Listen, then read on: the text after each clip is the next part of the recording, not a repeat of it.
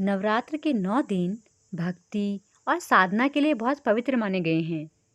इसके पहले दिन माँ शैलपुत्री की पूजा की जाती है। माँ शैलपुत्री हिमालय की पुत्री है।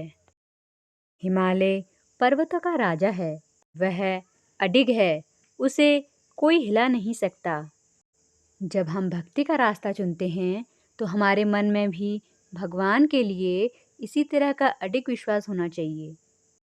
तभी हम अपने लक्ष्य तक पहुंच सकते हैं।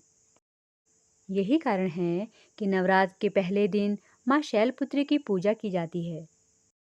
तो चलिए सुनते हैं माँ शैलपुत्री की कहानी। माँ शैलपुत्री सती के नाम से भी जानी जाती हैं। इनकी कहानी इस प्रकार है। एक बार प्रजापति दक्ष ने यज्ञ करवाने का फैसला किया।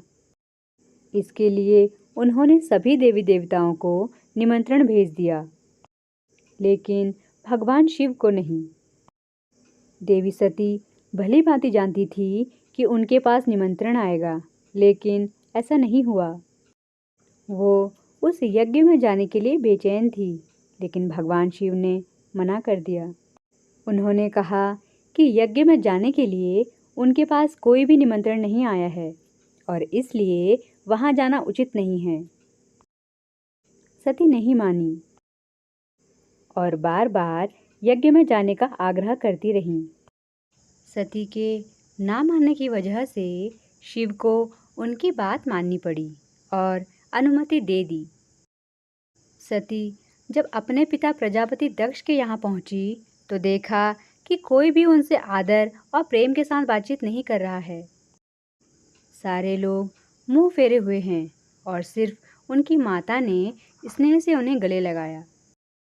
उनकी बाकी बहनें उनका उपहास उड़ा रही थी और सती के पति भगवान शिव को भी तिरस्कृत कर रही थी।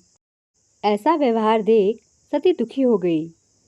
स्वयं दक्ष ने भी अपमान करने का मौका नहीं छोड़ा। अपना और अपने पति का अपमान उनसे सहन नहीं हुआ और फिर अगले ही पल उन्होंने वो कदम उठाया जिसकी कल्पना स्वयं दक्ष ने भी नहीं की होगी। भगवान शिव को जैसे ही इसके बारे में पता चला तो वह दुखी हो गए।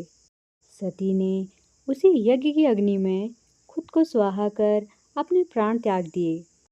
इसी सती ने फिर हिमालय के यहाँ जन्म लिया और वहाँ जन्म लेने की वजह से इनका नाम शैलपुत्री पड़ा। दुख और गुस्से की ज्वाला में जलते हुए भगवान शिव ने उस यज्ञ को ध्वस्त कर दिया। माँ शैलपुत्री का वास काशी नगरी वाराणसी में माना जाता है। वहाँ शैलपुत्री का एक बेहद प्राचीन मंदिर है, जिसके बारे में मान्यता है कि यहाँ माँ शैलपुत्री के सिर्फ दर्शन करने से ही भक्तजनों की मुरादें पूरी हो जाती हैं। कहा तो यह भी जाता है कि नवरात्र के पहले दिन यानी प्रतिपदा को जो भी भक्त माँ शैलपुत्री के दर्शन करता है, उसके सारे वैवाहिक जीवन के कष्ट दूर हो जाते हैं।